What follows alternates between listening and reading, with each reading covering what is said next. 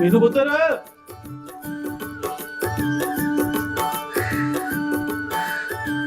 मीनू पुत्र, इधर आ।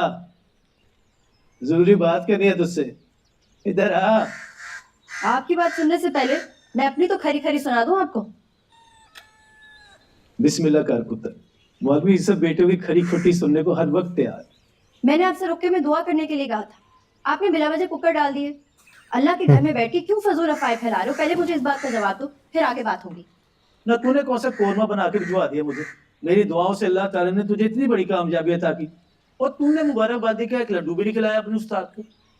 कुछ तो खौफ कर अल्लाह की बंदी। कोई मुझे लड्डू खिलाता तो मैं आपको खिलाती ना। जो भी आया मेरी गर्दन में फूलों का हार डाल के खाली पीली मुबारकबादी देके चला गया। मेरा तो किसी ने मुंह मीठा नहीं कराया। मैं आपके लिए लड्डू कहाँ से ले आऊं? इसका मतलब ये हुआ कि तेरा मुंह मीठा कराने की सादत भी मुझे ही मिल रही थी। चल मुट्ठी खोल, मुट्ठी खोल। ले मेरा पुत्र टॉफी।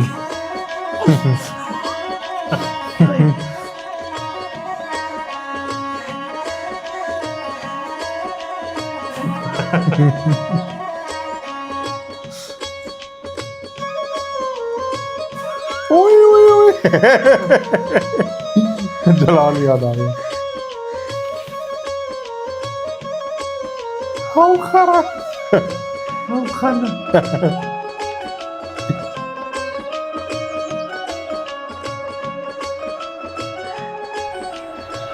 रुको रुको रुको रुको। क्या हुआ? शायद मैंने तुम्हें बताया नहीं कि मेरा सारा बचपन उसी दरख्त के साथ गुजरा है। मैं और मीनू यहाँ खेलते थे, इसकी शाखों से लटक कर झूला झूलते थे।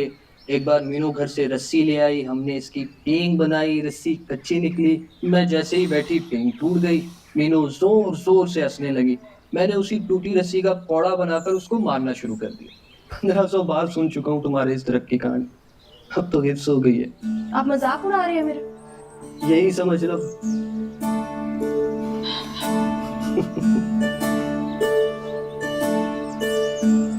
नाराज ना हो सरकार, वो देखो तुम्हारी मीनू उसी दरख्त के नीचे मौजूद है। सच्ची?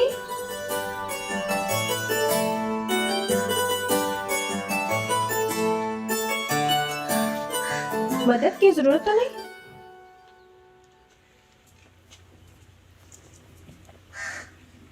तो अब आ रही है। ज्यादा मुंह ना बना, शुक्र कर आ गई हूँ। ना आती तो तूने क्या कर लेना था मेरा? तेरे घर में घुस के तेरी सास के सामने तेरा सर खोल देना था। और क्या करना था? सर खोलने के लिए ना सास काफी है। अब तुमने ये मिठाई वसूल करनी है या मैं वापस जाऊं?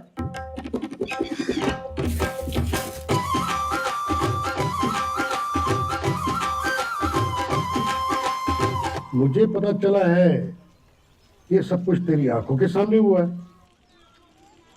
जी उस्ताद जी। तुमने अपने चाचे का हाथ क्यों नहीं रोका? सब कुछ इतना जल्दी में हुआ, किसी को संभल ही नहीं दिया उसने।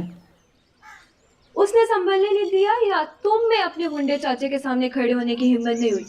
वो मेरे भाई पर हमला करता रहा और तुम देखते रहे। वाह रोशन साहब वाह, मैं तो तुम्हें बहुत बहादुर समझती थी, और तुम तो बाकायदा बुज़दिल निकले। उस्ताद जी आज का सबक शुरू करें। जो सबक दे रही है पहले वो तो याद कर लो। सही बात है। बेटा क्या पूछ रही थी तुम? जब इसके पास कोई जवाब ही नहीं तो पूछने का क्या फायदा अब्बा? ये बंदा इस काबिल ही नहीं कैसे कुछ सिखाया जाए। तुम इसे अपनी शागिर्दी से निकाल दो।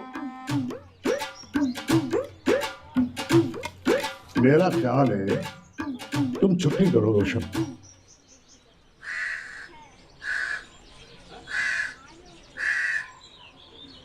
पक्की पक्की छुट्टियां से आज की उस्ताद जी। ये बात मुकद्दस से पूछनी पड़ेगी।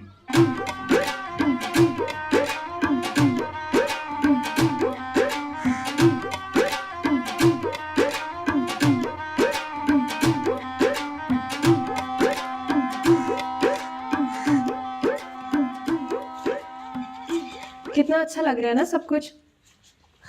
न जाने कितने सालों बाद हम दोबारा अपने इस अड्डे पे बैठी हैं। 4 साल 7 महीने बाद। आखिरी दफा भी हम दोनों यहीं पे मिले थे। तुमने अपनी शादी की खबर दी थी 9 अक्टूबर और जुमेरात का दिन था। तुझे दिन और तारीख ही याद है। इस खोपड़ी में दिमाग नहीं, कंप्यूटर है कंप्यूटर।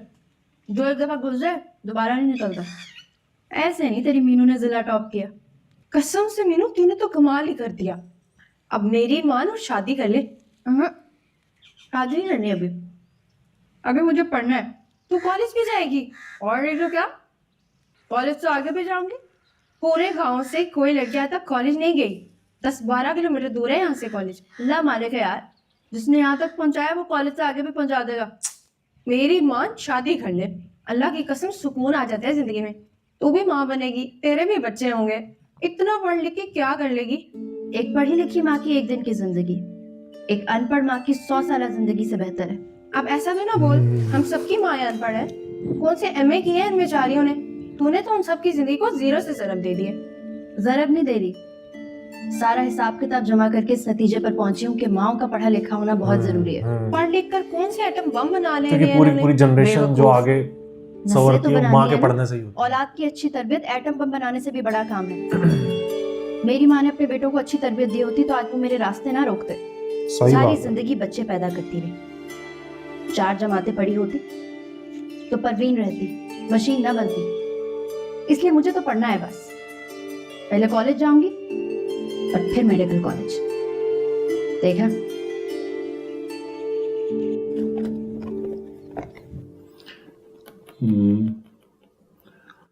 डॉक्टर नौफल, ये तो फोटोस्टैट है, इसकी ओरिजिनल कहाँ है? सर मुझे मरने वाली के शौहर ने यही दिए थे। ओरिजिनल शायद उसके पास ही होगी। तो उसके पास कहाँ से आई? ये तो हॉस्पिटल की प्रॉपर्टी है। वैसे उसने तुम्हें क्यों अपना नुमाइंदा बनाकर भेजा? इस सारी ब्लैकमेलिंग में तुम्हारा क्या फायदा? कैसी ब्लैकमेलिंग मैडम? एक औरत मर गई है और इसमें साफ साफ लिखा हुआ है कि उसे ओवरडोज दी गई है। डॉक्टर नौफल, कोई भी डॉक्टर जानबूझ के किसी को नहीं मारता। इस तरह के केसेस जो है उसमें मिसहैप्स हो जाते हैं। मिसहैप नहीं सर, नेग्लिजेंस, sheer नेग्लिजेंस। अगर ये किसी जूनियर डॉक्टर से हुआ होता तो हम शायद उसे बेनिफिट ऑफ द डाउट दे सकते थे, लेकिन डॉक्टर सिद्रा जैसी एक्सपीरियंस डॉक्टर से लापरवाही हुई है। तो क्या करोगे? इंक्वायरी बिठाओगे मुझ पर? बैठनी तो चाहिए मैडम। ये खिलाफ हो ये जाएगा। हॉस्पिटल किसका है? सर का। और मैं तुम्हारे सर की कौन हूँ? वाइफ। ओके, तो तुम मेरी बीवी के खिलाफ इंक्वायरी करवाना चाहते हो? नहीं सर, मैं डॉक्टर सिद्रा के खिलाफ इंक्वायरी बिठाना चाहता हूँ। सर ये आपके घर में आपकी बीवी होंगी, लेकिन यहाँ पे एक ऐसी डॉक्टर है जिन पे लोग एतमाद करके उनके हाथों में अपने मरीज सौंप कर जाते हैं। इसी को निकलवा देंगे यहाँ। और तुम इंक्वायरी बिठा के वही एतमाद खत्म करना चाहते हो? अब इंक्वायरी से एतमाद खत्म नहीं होगा, उल्टा बढ़ेगा।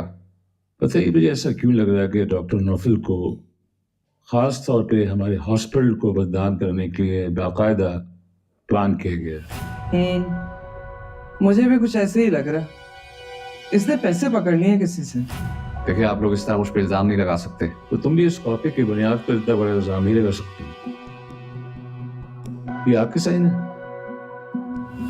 नहीं, फोर्ज लग रहे हैं। ले मे भी इसने खुद कर लिए होंगे। देख बन गई लो, कहानी। इतना आसान है दूसरे को झूठा साबित करना। कल को डॉक्टर से डिनाई कर देंगे कि सिग्नेचर जो है इनके नहीं है, केस लटक जाएगा। सिग्नेचर एक्सपर्ट्स, राइटिंग एक्सपर्ट्स आएंगे, वो भी कहेंगे सिग्नेचर जो है वो डॉक्टर साहब के नहीं है। देन लेकिन ये राइटिंग कोई डिनाई नहीं कर सकता। बाय द वे, किसकी राइटिंग हुई? डॉक्टर मलाइका की। मलाइका। सजा होगी तो सिर्फ उसे।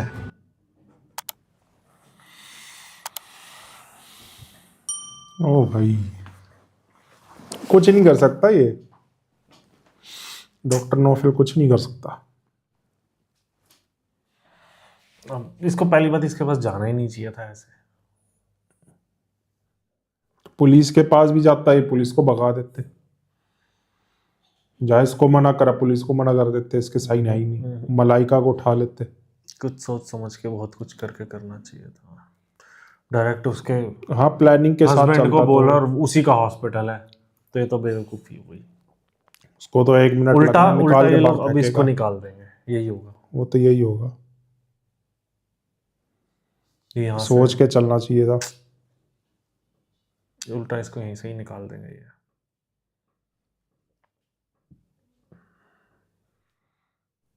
इसमें सज्जल अली का करैक्टर मुझे काफी पसंद आया है। उसके फादर मुझे का ये ज़्यादा- ड्रामा ही काफी पसंद आया है अभी तक, क्योंकि जिस तरीके से वो देखा रांझा रांझा कर दी और उडारी, सेम वे ये लग रहा है मुझे।